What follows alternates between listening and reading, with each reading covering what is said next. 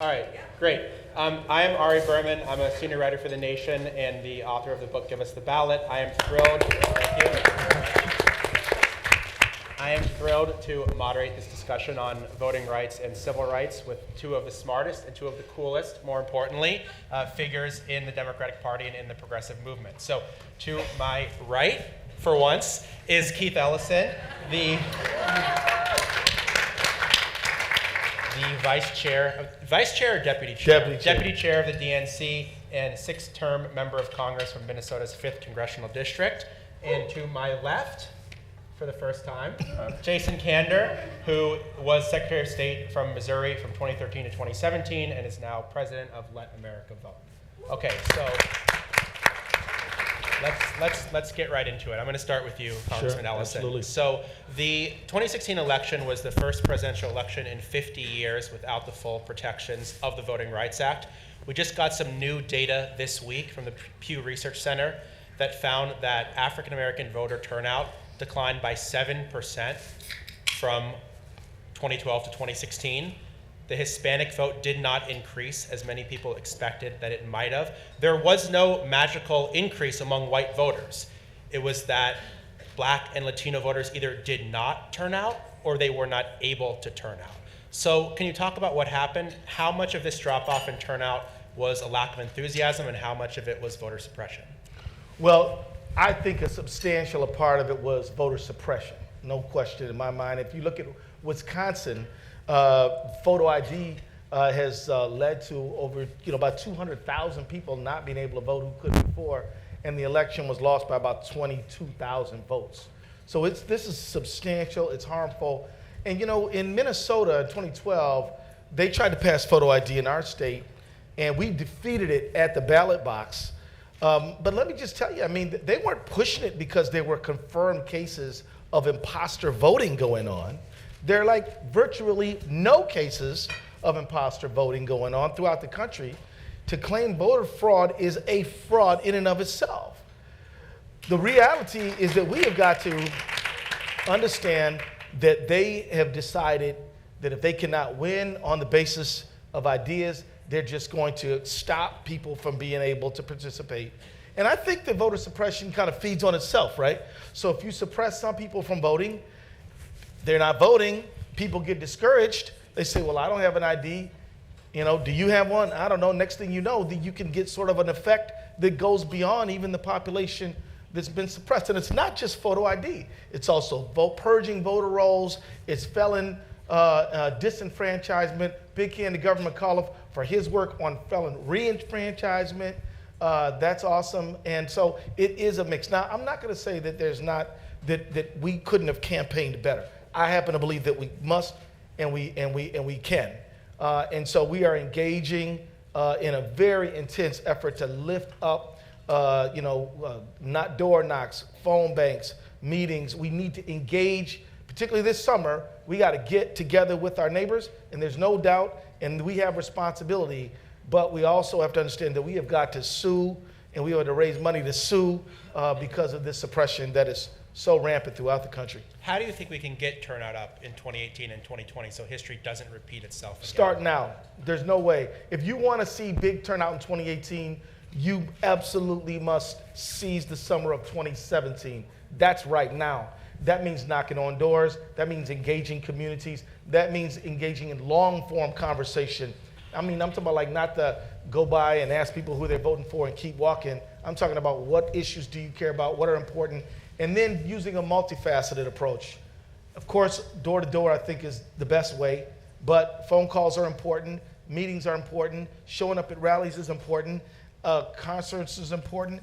Anything you can do to engage people around the most pressing issues of our time. And of course, if you do it, you're pushing on an open door. We've had the Women's March, the Science March, the Tax March. All the people are ready to go. And so we have just got to, we've got to offer them an electoral form of expression. We've got to convert the energy into the ballot box. We do that, things are going to be very different. We will make sure Terry McAuliffe can get Medicaid to a lot of Virginians and all over this country. Yeah. So, Jason, 2 days after President Trump fired Jim Comey. He announced a Presidential Advisory Commission on Election Integrity. By the way, when you have to change the subject to a scandal, like you're not doing well. Yeah. So it's the vice chair is your good friend Chris Kobach, Secretary of State from Kansas. Can you talk a little bit about the threat that you think this commission poses to voting rights as part of the larger backdrop of Republicans limiting the right to vote? Yes, so what this represents is a continuation of the strategy of taking the Republican playbook over the last 15 or so years and making voter suppression a fundamental strategic part of it. I think it's important to remember this is not a policy disagreement. This is a strategic decision by the Republican Party politically, just like which doors you're going to knock on and where you're going to run your TV ads. They've made a political decision over the last 15 years that they're going to solve the problem of certain folks don't want to vote Republican by not letting those folks vote, just like Keith was saying. Absolutely right. This is elevating that officially to the level of it will be run out of the office of the president and with the power of the presidency. So it is an enormous threat, and it is them formalizing the first step in their playbook. And the first step in their playbook is convince Americans that there's widespread fraud when there is not. It is nothing less than a sitting American president working very hard, actively, to undermine faith in American democracy. So one of the things that you did when you founded Let America Vote this year or just last year? When did you found it? It was 3 months ago. Okay, 3 months ago when you founded Let America Vote, you told me that you felt like progressives weren't engaging in the war of ideas when it came to voting rights. So talk to me about what was missing and what you and others are trying to do now. So when President Trump told the big lie about voting, 3 to 5 million illegal voters in the election, a lot of people understandably, and I think this is accurate as well, saw a deeply insecure human being who was compensating for his margin of defeat in the popular vote, therefore coming up with this lie. That's also correct, I believe.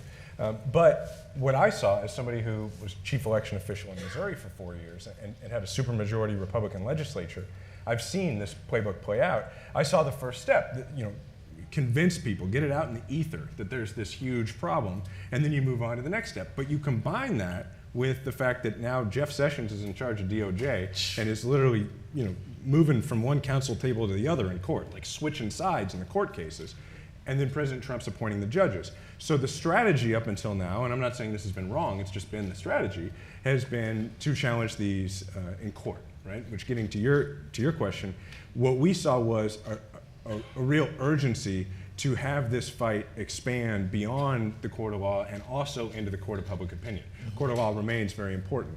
So what I mean when I say we haven't engaged in it is, it's very difficult to win an argument that you're not waging. The approach for those who support voting rights has been, well, if this passes and becomes law, we'll go win in court. That may not work in every situation now. So we have to engage politically. We have to get out there and say, no, this is un-American, it's wrong to do, and by the way, it costs a lot of money, and it has all sorts of unintended consequences. We have to go out to the people and make our argument. That's what Let America Vote is doing. So the Presidential Commission on Election Integrity is going to give a report to President Trump, and I fully expect they're going to call for things like more voter ID laws, like more proof of citizenship laws for voter registration. They might call for this on a national level. So let's say Chris Kobach recommends to Donald Trump there should be national voter ID. There should be national proof of citizenship, which have to go through the Congress. What will and what should the congressional response be? Understand that we can defeat this stuff if they try to move a piece of legislation. As I mentioned before, we did defeat it in Minnesota, but when they first introduced the bill to do it, it was in March of 2012, and it was polling at like 80%. And so everybody thought, oh my goodness, we're not going to win this. And great friends, solid Democrats, real progressives said, we can't put money into a campaign. We can just hope to beat it in court. But some of us said, no, we're going to fight this. Without regard to the odds, we're going to fight it because it's wrong. And over time, we whittled it down and we inched it down, and we even got a moderate Republican governor on our side. We of course had Mark Dayton on our side, and we ended up defeating it at the polls. So if this happens, get ready to talk to your neighbors. This is an opportunity to talk to people about how photo ID does exclude seniors, often veterans and soldiers who are in service. Certainly excludes low-income people, people of color. But there were people who, there was a group of nuns in Indiana who, after their photo ID, went to go vote. These are nuns, 90-year-old nuns, and the people knew them at the voting polls, and they said, well, Sister Mary Margaret, where's your ID if you want to vote? And she's like, well, dear, you know me, I don't have an ID, I live in the convent. It's like, well, you don't have an ID, you can't vote. And they were excluded. There were people in North Carolina, a woman who had been segregated again and couldn't vote because she was black and did everything to vote. She was pushed out. There was a World War II veteran in Ohio pushed out. You probably know these cases, Ari. But I would say another thing in connection with this, that Jason was a Secretary of State. And if there is one bloodbath that we have been suffering in elections, it is Secretaries of State. We have got to refocus our attention on the office of Secretaries of State around the country. I think, Jason, we're down to about 7. Is that right? I mean, we're like seven, like it's like this many, right? and so, Secretaries of State are like the chief election officers in the state. And Democratic Secretaries of State don't actually try to favor a party. They just try to make sure there's a fair election. Republican Secretaries of State, Catherine Harris, Blackwell in Ohio, they absolutely tilt the table in terms of their side. And so we have got to get people who want to run for these offices, who are willing to run, and we got to treat them like what they are, which is very serious, critically important elections. Secretaries of State, everybody. One more question on voting rights. So one thing that's been missed is that so far this year there have been 87 bills to restrict access to the ballot introduced in 29 states. And this seems to be getting lost, what's happening at the state level in the era of Trump, where everything's, for obvious reasons, focused on the president. So how can we bring more attention to all of these state level fights that are going to go a long way to determining what happens in 2018 and 2020? LetAmericaVote.org. Set you up good. Yeah, for that was great, Ari. Thank you. So I'll just tell you what we're doing. So our whole thesis here is that it's really important to create political consequences for folks who do this. If you are, say, a Republican state legislator and you name the state, and you have a difficult vote coming up, and it's on a labor issue or it's on a choice issue, you know that there could be a political consequence for you, depending on how you choose to vote in that. If it's a vote coming up on whether or not to make it harder for the people of your state to vote to gain partisan advantage for your party, before we started doing what we're doing, there was no possible political consequence. So that's at the heart of what we're doing. So I'd just tell you a little bit about what we've been doing. For instance, and it's not just state legislatures, it's anybody who is at the crux of that part of the process. So for instance, I recently went down and campaigned with John Ossoff in Georgia. There's 2 things going on in that race. The first, which it's good, it's on the legal side, legal challenge side. They just won a challenge to the Secretary of State. They were saying if you had registered to vote after the primary, they weren't going to count that registration, which is like pretty blatantly obvious, right? Like if you register to vote right now, like you're mad. They don't want you to vote, right? That's what they're doing. The other thing that they were doing was they're consolidating the polling places and closing down early voting locations. So prior to the primary, the local election authorities had a lot fewer early voting locations than they had back in November. That happened to, as usually happens, correspond directly with where there was going to be possibly high Democratic turnout. We went in, we ran radio ads, mobilized people, got them to make phone calls, call the local election authority. Local election authority caved, opened up an additional early voting location, ended up being one of the highest turnout locations in the district. Yeah, thanks. I mention that example because think about how many people around the country have sent a contribution or talked to their friends about that race, or sometimes even come down and knocked on doors. All we did was pull up and put a spreadsheet together of where were the polling locations before, where are they now, and it makes a huge difference on election day. That's the kind of strategy that the other side employs.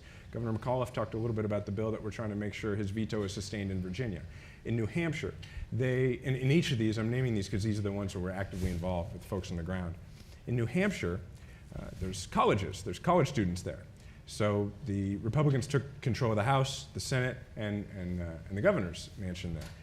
They have their elections every 2 years. They decided they have a short window in which to change the electorate so they might be able to win more elections. So they have a bill that they're trying to advance that says that if you register to vote, and then the first time you vote after you register, they're going to send somebody from the government by to question you about whether you intend to be in New Hampshire long term. You can imagine, they openly said that they don't like that so many college students are getting registered. Well, you can imagine that there's probably a lot of college students who, when they're thinking about whether to register to vote, the prospect of somebody from the government coming by their dorm room may not be of interest to them, right? It's aimed directly at them. It's voter intimidation. And so in that case, we haven't picked out, for instance, like the sponsor of the bill. The sponsor of bills like this usually come from pretty safe spots. So we take a look at folks who maybe won by 100, 150 votes and have been inclined to support it so far. And we mobilize folks in their district. So that's the way that we're proceeding. And you know, we've got 55,000 people signed up nationwide to volunteer for this. We've been around 3 months. So there's a lot of ways you can help us.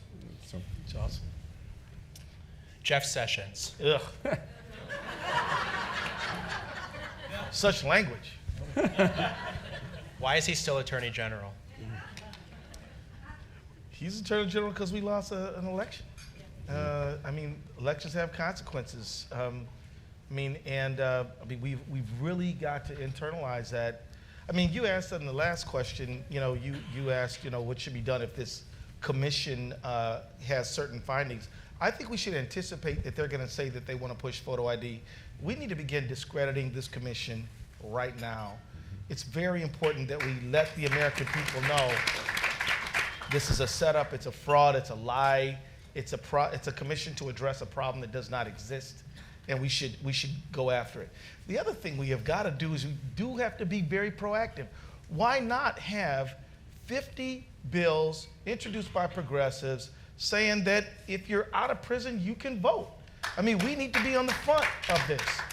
Why not saying that we need to have, if you want to vote, voting should be a holiday, and anybody who does have to work that day has a guaranteed right to take time off to vote. We've got to make it easier to vote. Voter registration is a silly idea. It's basically, you don't have to. In Minnesota, we've had same-day voter registration since the 90s. We have very good elections, and we have actually very high voter turnout, highest in the nation. And if you look at the states that have same-day voter registration, they all have very high voter turnout. And if you look at the ones that have long registration periods, they have low turnout. And I'll also say that we need to look at every congressional district, every Senate district, every state house and Senate district, and say to ourselves that if we commit to increasing voter turnout every term by 5%, we will find ourselves in 4 years with more than 10% because of compounding. But we've got to do it. We've got to start now. We've got to engage directly, and we've got to be intense about it. We've got to remind people to vote. We've got to use social pressure to get them to vote. By the way, don't tell people to vote. Tell people to be a voter. It actually makes difference. Noun versus a verb. It has to take on an identity as a voter. So, I mean, we've got to be on offense against Jeff Sessions. Oh, and by the way, this little war on drugs thing he wants to bring back. Yeah, I was just going to ask you about that. Oh, sorry. Go ahead. No, talk about it. He wants to drag this discredited idea of harsh sentencing back. I mean, it's shocking to me. I mean, we had a bipartisan consensus a few years ago to lower the crack powder disparity from 100 to 1 to 18 to 1. It should be 1 to 1. And the way we incarcerate people around nonviolent drug offenses is ridiculous in my opinion.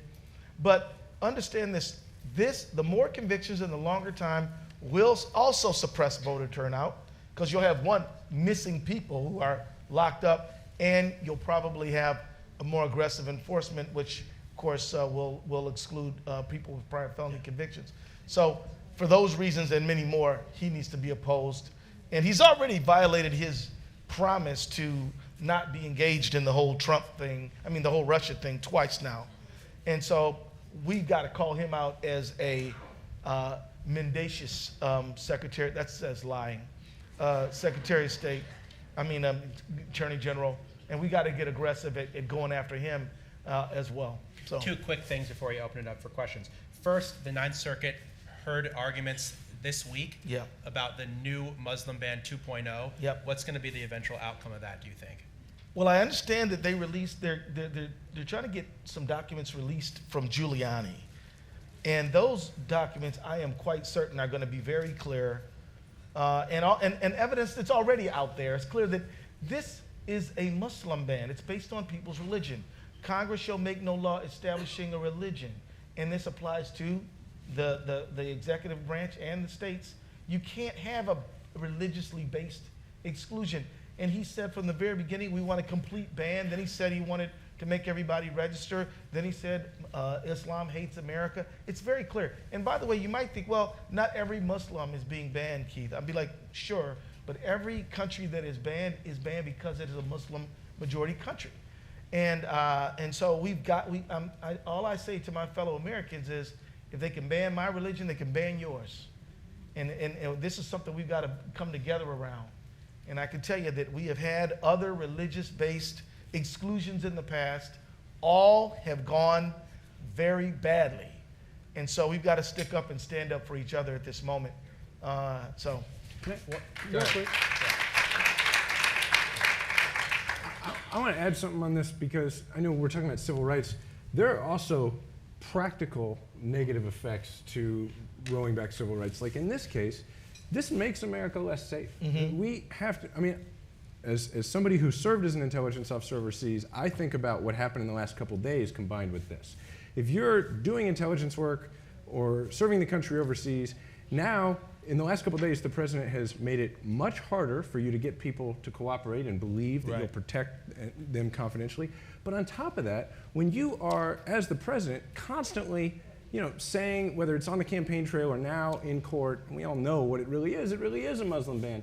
I mean, so on one side, he's playing a part in an ISIS recruiting video, and on the other side, he's weakening our ability to actually take them on. So this is all extremely important from the standpoint of violating people's civil rights, but we also need to make sure that we are pointing out to folks that if that is not something that you're worried about, some voters maybe aren't as concerned about that, you should be worried about the fact that this makes you a lot more likely to get killed by the enemy.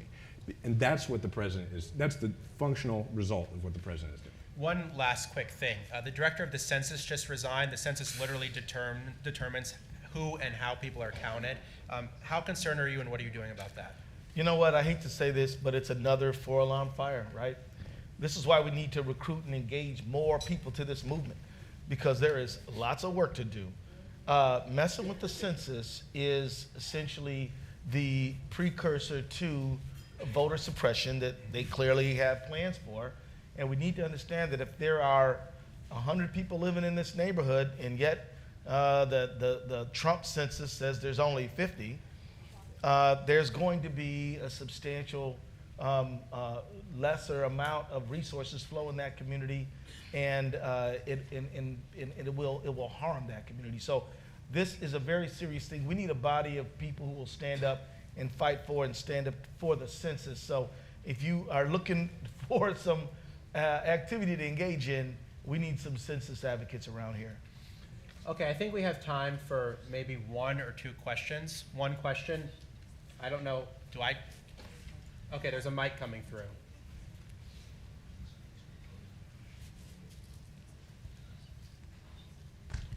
Hi, Risa Levine from New York. We had a mayor and a governor speak to us this morning and both talk about the importance of getting things done. They didn't have time for gridlock, and at least by innuendo, if not overtly, refer to what goes on at Capitol Hill as a lot of gridlock and positioning and nothing getting done. What would you say to that about the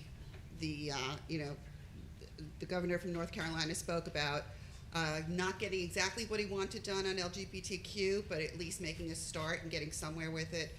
Mayor Garcetti spoke about infrastructure bills and all the things that he does, and he gets things done, but nothing's happening on Capitol Hill. What's your response? My response to that is to say it would be very easy for us to get things done, but you may not want them things done. A few years ago, remember the government shutdown, 16-day shutdown? Ted Cruz told us something very simple. If you help us repeal Obamacare, we'll reopen the government. And I don't think most Americans wanted us to do that. I am telling you now, I have good friends and get along just fine with lots of Republicans. It is not a problem of temperament. It is a problem of core belief and values. They think that rich people don't have enough money and poor people have too much money.